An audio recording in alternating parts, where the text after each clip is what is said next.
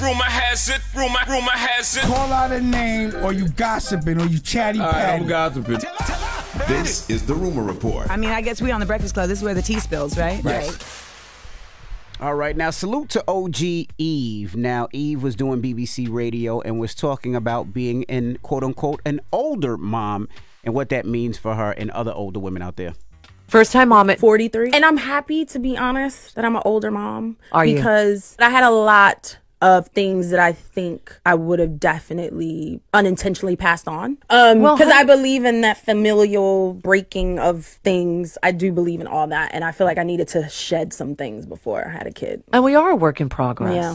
It's okay to know that, to own that, admit that, and work on that. Yeah. So I think it's great. And also gives a lot of people hope out there who are thinking. Absolutely. It's not over. When I talk to girls, like some of my friends, you know, mid-30s, they've frozen their eggs and things. I'm like, do not stress yourself. You are good. You have time. They make us feel like, hurry up. Why you not married? Why you ain't got no kids yet? Right. Why you ain't married yet? I feel I have the patience as well. I'm not chasing nothing. It's also your story. This is your story. Nobody else's story.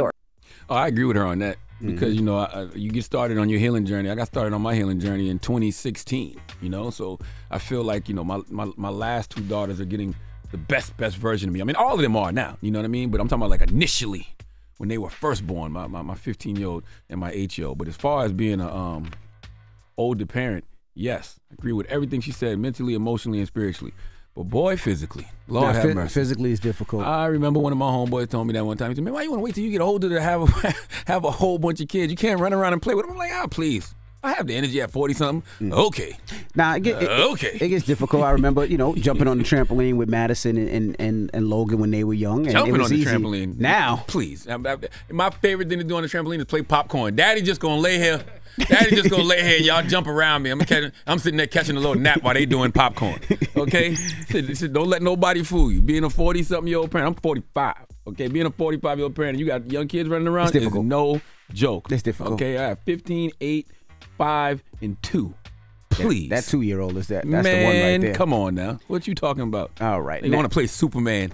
I just finished working out. You want to pick up my 8-year-old, pick up a little, I can't even know how much she weighs, and I got to fly them around, and I got 3 of them. All of them want to do Superman. See, Daddy ain't got that kind of strength and that kind of energy. I do this thing now. I put them on a blanket on the floor, I let them lay on a blanket, and I just drag the blanket around the house. No, they want to do super their names, and then I pick them up. And I fly them around. And as soon as I put one down, I got to pick up the other one and fly them around. And it never pick ends. up the other one, I got to fly them around. It never ends. It never want to stop. Have mercy. They never get tired. Lord have mercy. But Daddy do.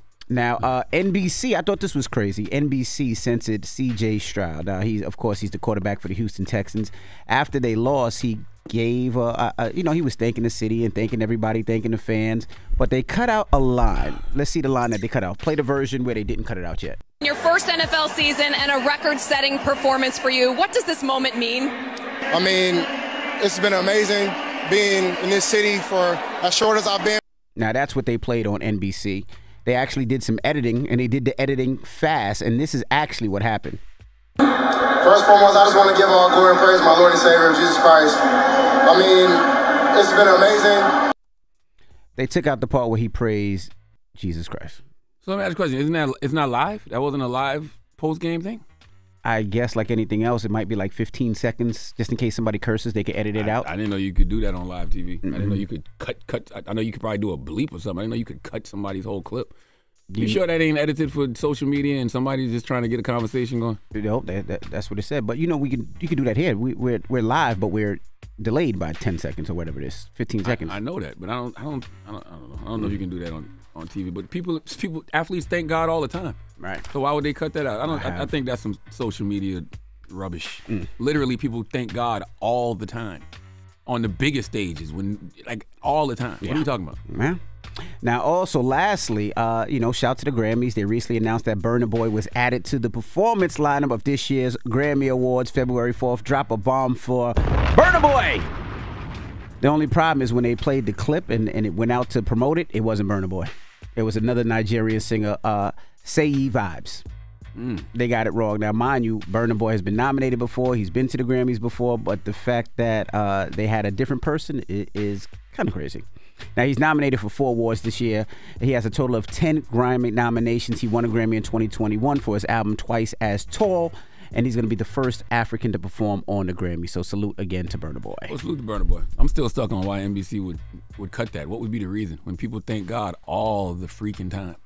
And I mean, I do know that they always trying to take God out of things, but it's just strange to me. Like, why would that happen in that moment? I don't know. And that is your rumor report. Wake that ass up Early in the morning. The Breakfast Club.